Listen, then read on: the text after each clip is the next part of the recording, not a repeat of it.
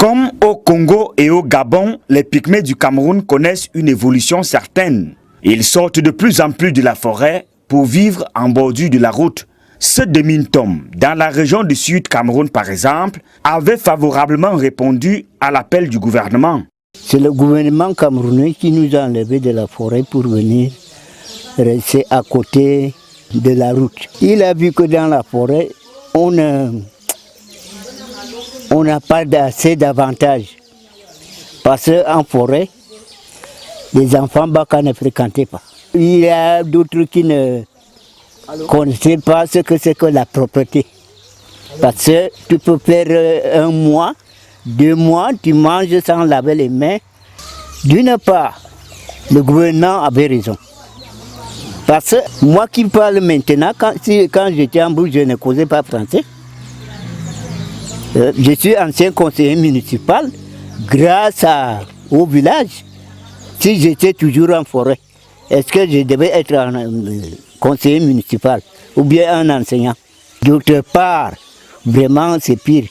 Parce que la brousse pour nous c'est une caisse. Il y a la nourriture, il y a nos remèdes, toujours dans la brousse. Sortis de la brousse, leurs forêts sont détruites, mettant à mal la préservation de leur réalité culturelle.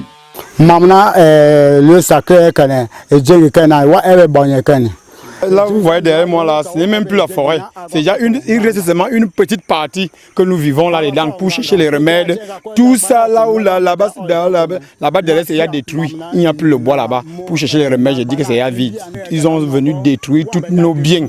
Nos forêts, il y a fini. Donc nous vivons très mal. Nous n'arrivons même plus à utiliser le bois que nos parents nous ont laissé. Du coup, les maladies se sont installées. La pharmacopée se fait de plus en plus rare. Leurs vies ont changé. Nos vies n'étaient pas comme ça.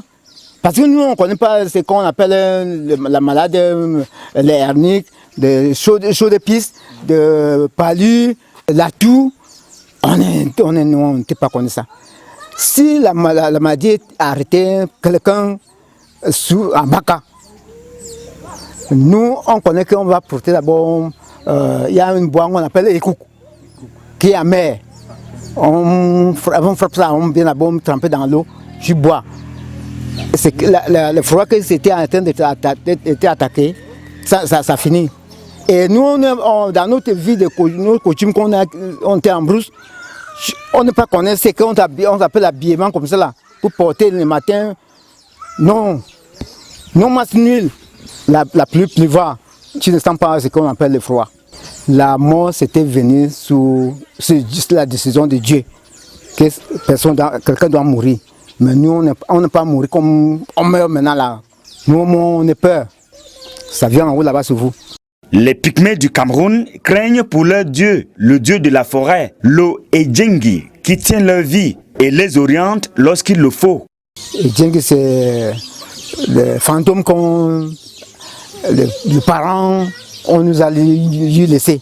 Si on veut à la chasse, si quelqu'un est malade, c'est lui qui va nous donner la force et les puissances pour vivre bien. Ce qui était panne, même que tu veux voyager, va les demander avant que tu sors. Est-ce que le voyage là, ça va bien marcher bien? Il te dit que oui. S'il dit que non, il ne part pas. Parce qu'il a vu. Pour la majorité, le seul responsable de cette déchéance ne peut être que l'État. Et pourquoi?